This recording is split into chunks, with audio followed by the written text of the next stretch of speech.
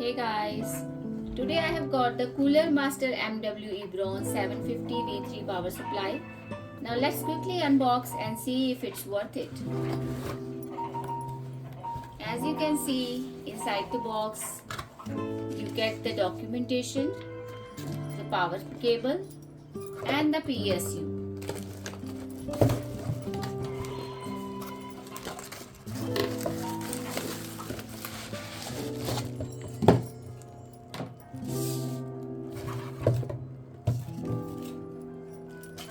Its build quality feels solid and it comes with a 120 fan.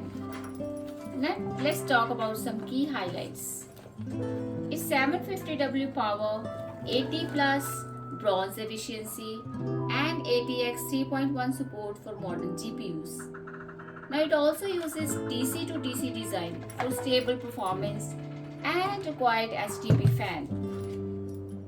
Perfect for mid to high-end builds like RTX 3060 or 4060 setups.